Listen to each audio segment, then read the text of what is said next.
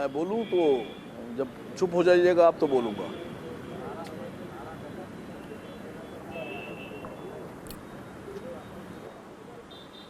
देखिए अर्णव जी, आज जिस हिंदुस्तान में हम बाबा साहब अम्बेडकर का संविधान करते हैं, मानते हैं, उसी संवैधानिक देश में एक जगह है उत्तराखंड, उसका एक शहर है हरिद्वार। वहाँ के ऊपर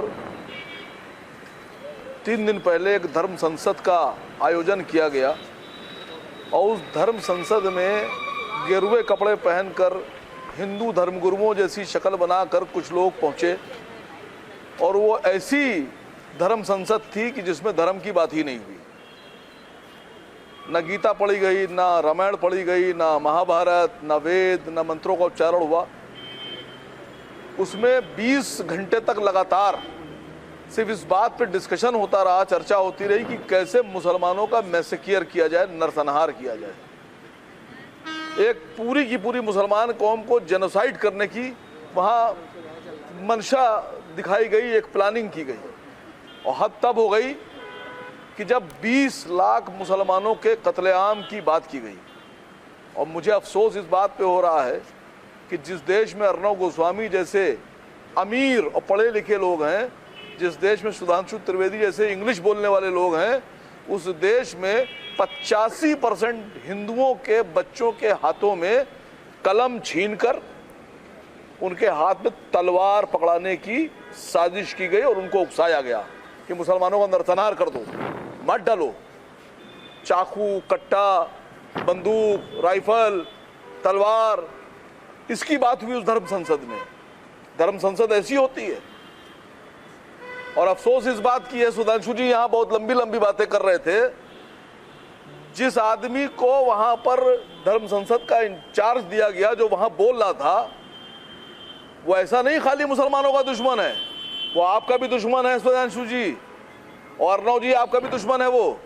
अभी कुछ दिन पहले उसका एक वीडियो वायरल हुआ जिसमें वो ये कह रहा है कि जो हिंदू महिलाएं बीजेपी में नेता हैं, जो हिंदू लीडर्स हैं बीजेपी की महिलाएं, उनका कैरेक्टर कैसा है, क्या क्या करती हैं।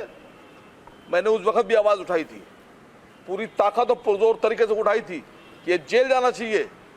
अब सुधांशु जी बताइए कि क्या गिरफ्तारी की आपने उसकी।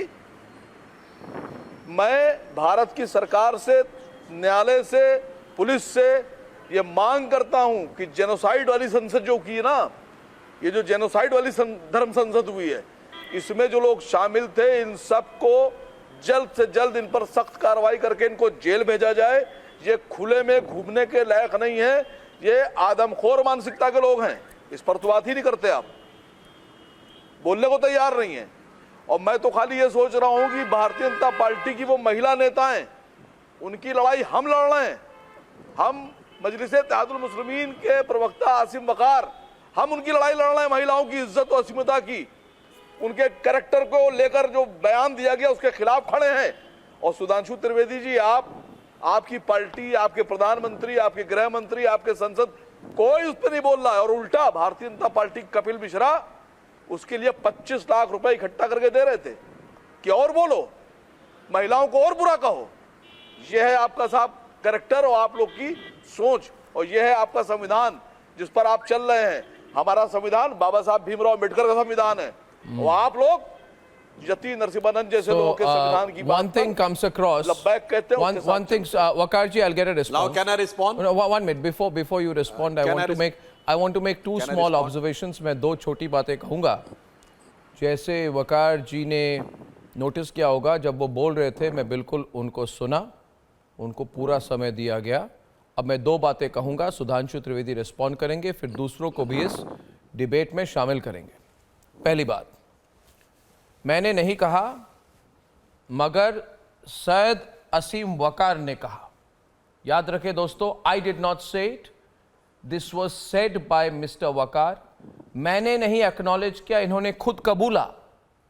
अपने दूसरे ही स्टेटमेंट सेंटेंस में इन्होंने कबूला। In other words, he admitted in his second sentence that Mr Owaisi's hate speech was much before the Haridwar video.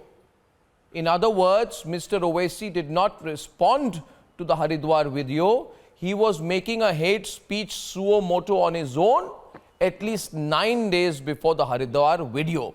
So there is no connection between Mr. Owaisi's speech and the Haridwar video. Both are terrible.